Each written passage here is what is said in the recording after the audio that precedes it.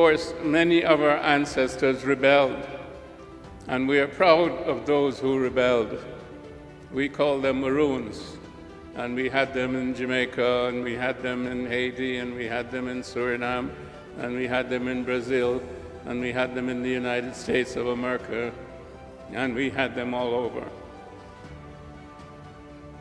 Let's hear it for those ancestors who fought against enslavement. Nosotros estamos en la posición de reclamar con justicia el derecho inalienable de estos pueblos dispersos por el mundo, viviendo un racismo violento que no les permite participar con dignidad en el reparto de los bienes de esta América, de esta Abya Yala, libre e independiente, a pesar del sojuzgamiento de sus explotadores.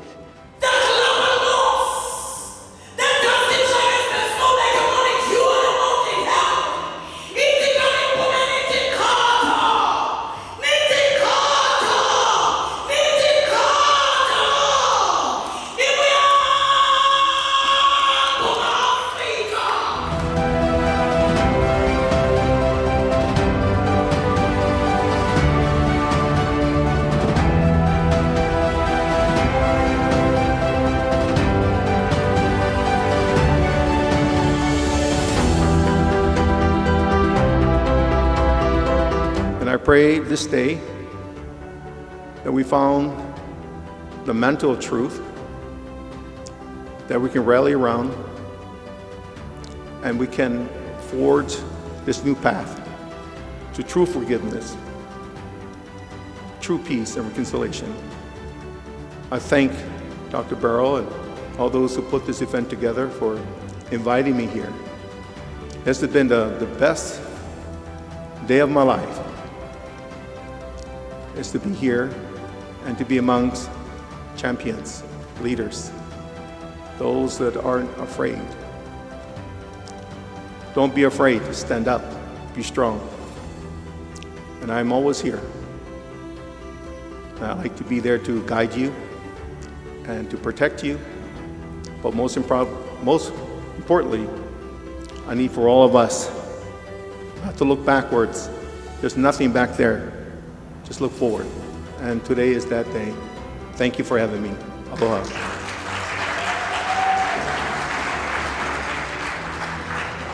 I feel God every day, every minute, every second. But there's something special today to have my brother from Hawaii, you, and everyone else, my sister Yambi, and my sister from ID, Antoinette. Thank you all. Thank you. Thank you. Thank you very much.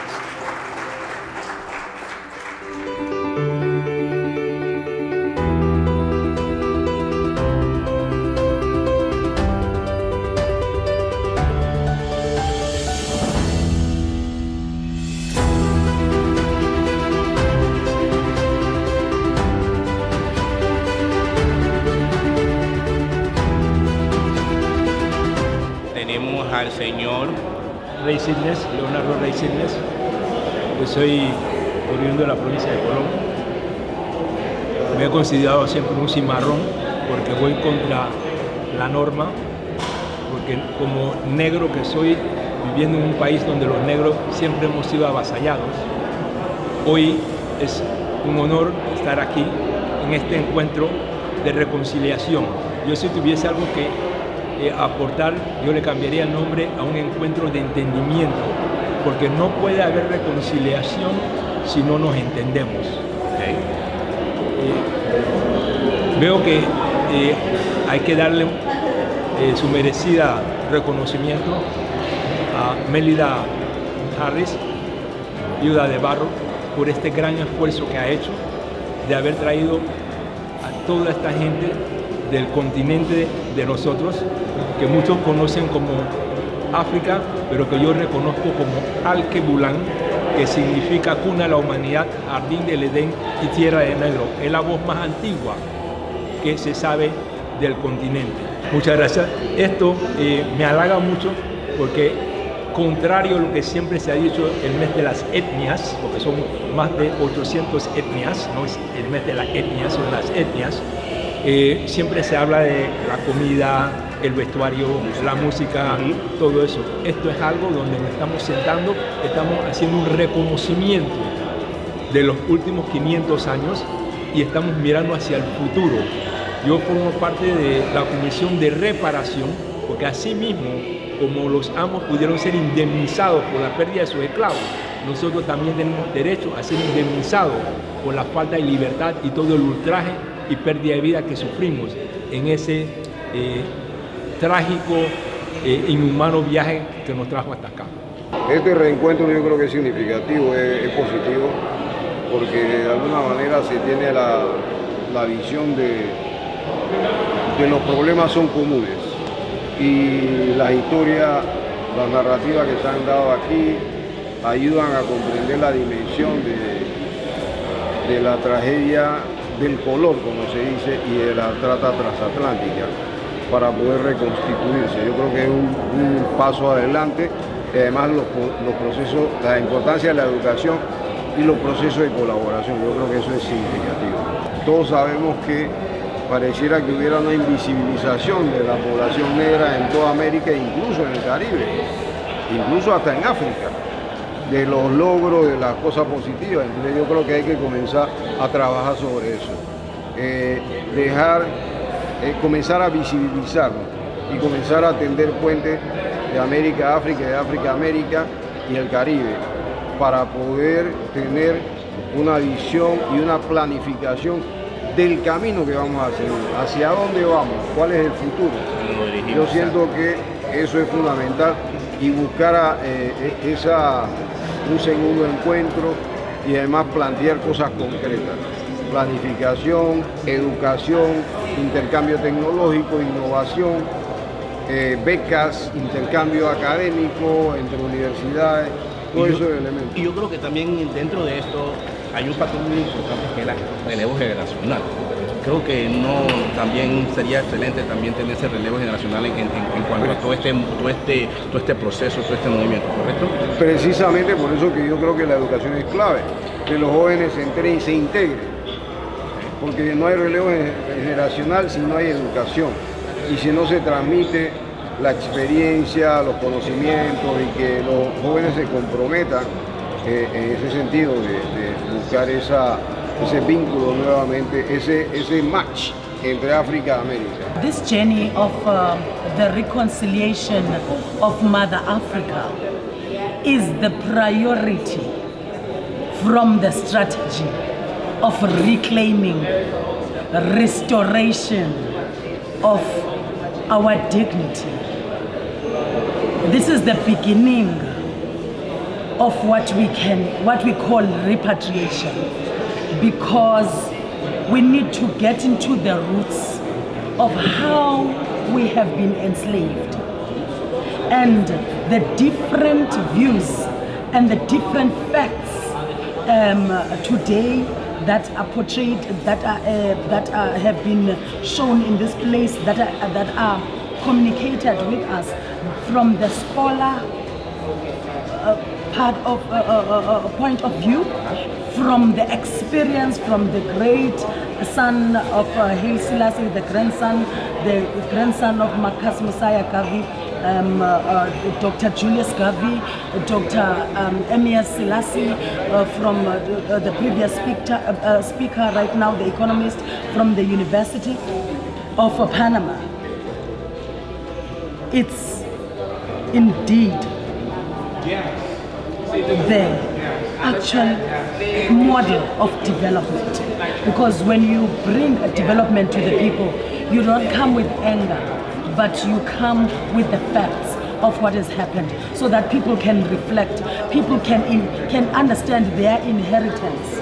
Because sometimes we've got anger and true anguish and pain that is echoed by the spirit of our ancestors.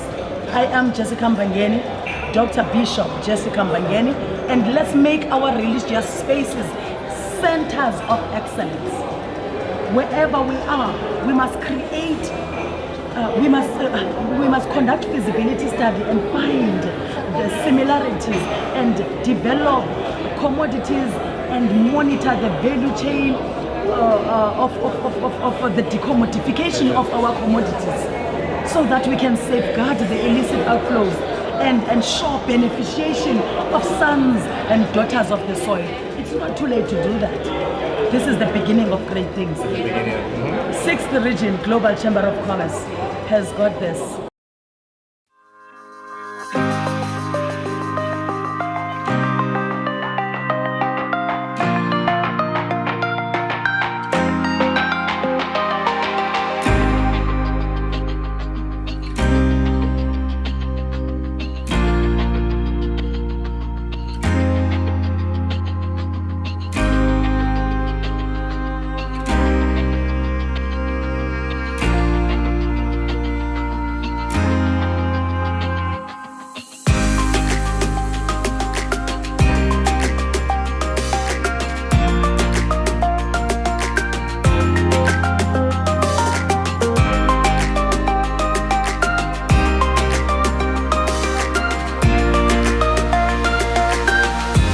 I am very pleased to be here, first of all. I think it's really a very hard work that has been done by Dr. Melinda, because it's really something important. Africa today is a new day for Africa, and it's important that the diaspora of Africa, the historical diaspora of Africa, is reconnected to the continent, but it's also important for the continent to reconnect with her diaspora, because we have a lot to gain by being together. For too many centuries we've been separated, and we have gone through a lot of traumatic experiences, and then we have been left almost at the same place where most of the access to main resources are not available to many people of African descent on the continent and outside of the continent. So for me, this experience is really one in many that we need to continue having, because it's very important that we connect to each other, to recognize who we are, to recognize our similarities, to also recognize our common struggle, so that we can put our heads together to find solutions to our problems. So, since you have told this right now, what is the improvement or what contribution you would like ask or provide in order for this process to be continued and that stay like just only one-time event? Yes, so I have been promoting the teaching of African cultures all over the world, and talking about Africa to change the narrative, because Africa has a narrative deficit. And when I say Africa, I'm not just mentioning the continent of Africa, I'm talking about the people of Africa on the continent and outside of the continent. So it's important that we continue to have these dialogues to at least represent ourselves in our true image, because we in Africa don't always know what's here, what's in the diaspora. We don't know the amount of skills and talent and resources that our brothers and sisters have, and you also have a bit of a disconnect compared to your true identity and the true history of the continent you come from, the grand history, the grand legacy of your ancestors on the continent. So it's important that we get that done, at least so we can restore our proper sense of our identity. But furthermore, we have to open ways to collaborate on many different projects.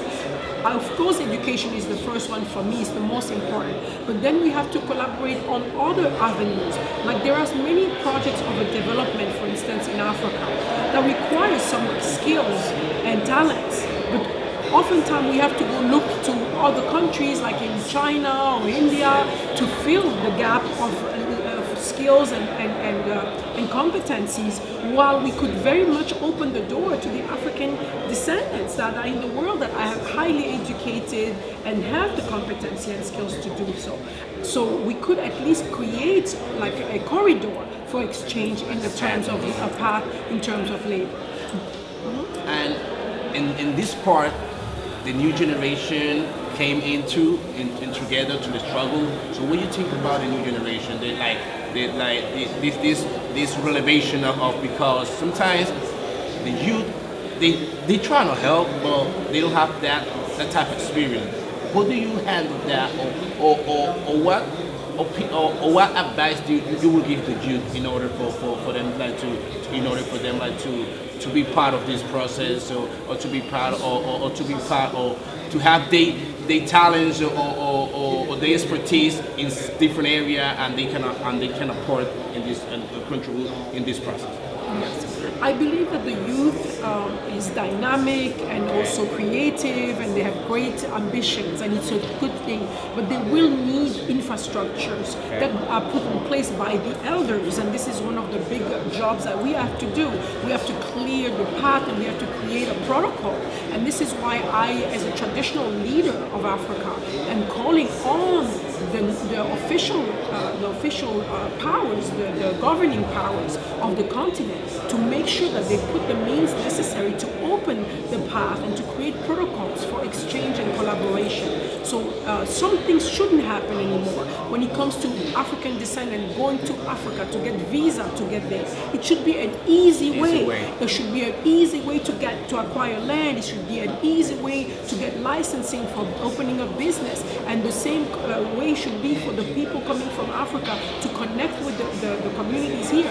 The countries harboring many big African descendant communities should have a special pathway for Africans to connect with their local African communities. So this is really a job and a call that I'm putting out there for authorities, for national secular authorities in all the countries that have big communities of African descendants, as well as the African authorities on the continent, that something has to be done. It has to be political will and also vision that has to drive and dictate how we develop structures on the ground to welcome this collaboration. So as a traditional leader, I open my arms and I open the way in my land. And I know that many African kings that are today represented by me, speaking for the Pan-African Council of Traditional and Customary Leaders that I'm here to represent as well, many kings of Africa have opened their arms and saying, come to our land, come to our kingdoms. We're going to put available for you some resources to do so. So but we need the young people to also be bold and courageous and take risks. Okay, that's what they are young. Okay, they can do things that other people might not have to do. But trust me, many people are going to Africa that are not from African descent. Many people are there from all over the world, opening businesses every day, doing commerce every day, establishing structures there in Africa. So if they can come, why couldn't you come? You are the natural, partner for Africa. And countries that have African descendants in their midst should understand that and should use this asset as a resource to develop this type of relationship. That's the reason why one of the main points is the education. Yes. They got to educate the person got to be educated in order to apply or to create that infrastructure or that type of business. But that's the main thing. The education is one of the important things that they need. And the message for the government of Panama and all the governments that have a lot of African descendants in their midst, like in Brazil or Colombia, all of these countries, they have to understand that Africa is the next frontier, that many things for the future of this planet will be in Africa. That's right. And they have Africans in their midst, and they should make sure that that population is well prepared to lead the way to collaboration between their country and Africa. They have an amazing asset, and they have to do everything to develop it, to support it, so that it can rise to the occasion, to make sure that they can bring this country in good terms and relationship with Africa.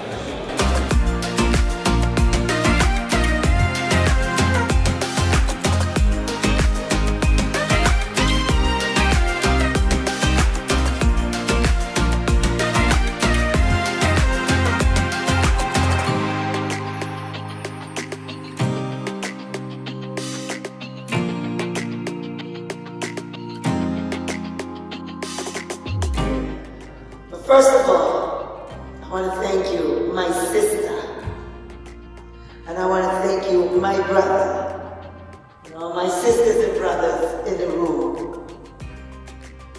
I want to thank my ancestors, and the reason I'm thanking my brought this in my dream.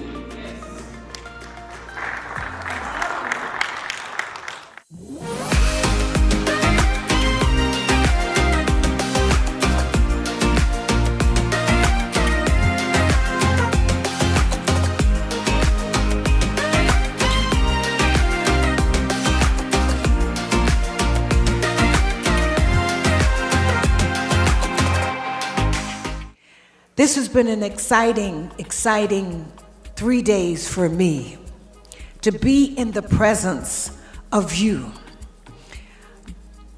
Dr. Julius Garvey, I have known him many, many years, and he gave me one of the greatest compliments anybody has ever given me.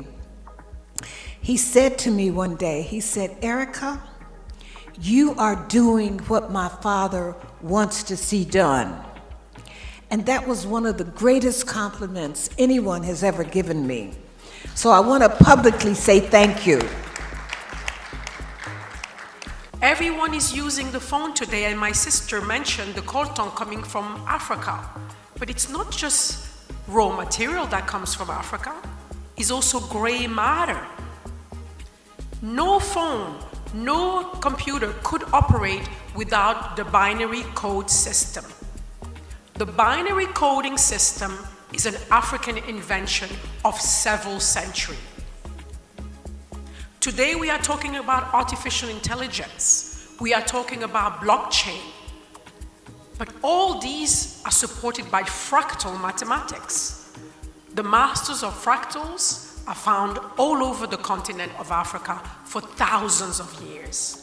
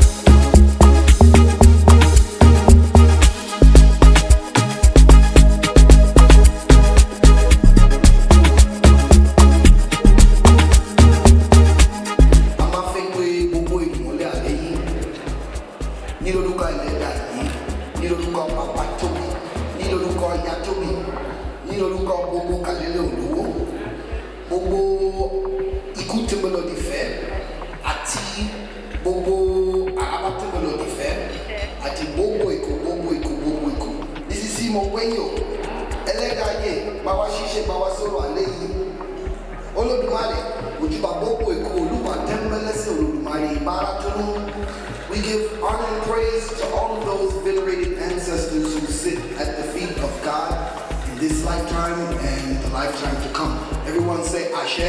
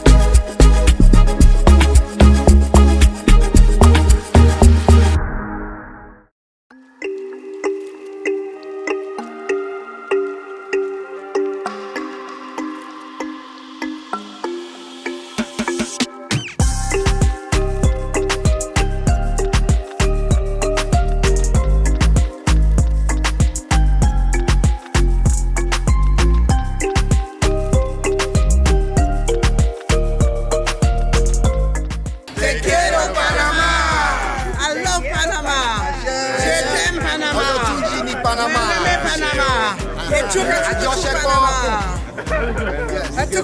Panama.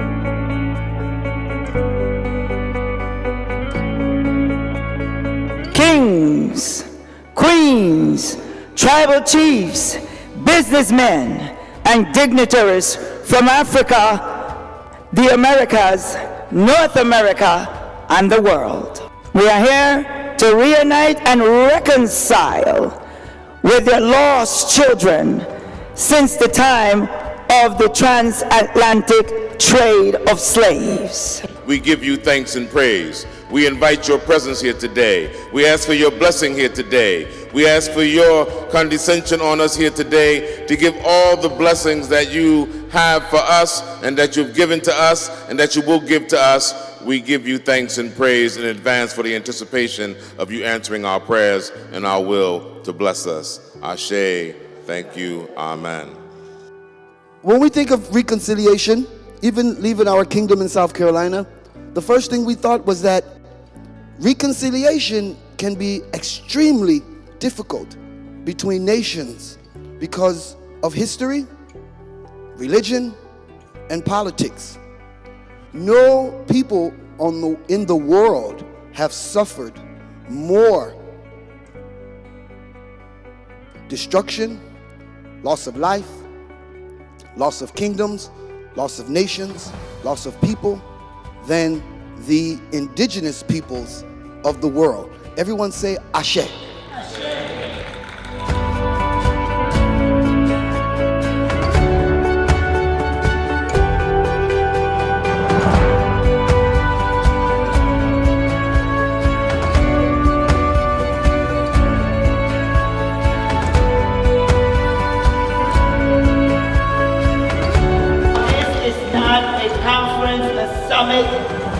This is about our freedom. This is about change. This is about love. It's time for us now to love ourselves in order to love one another. Thank you all for coming.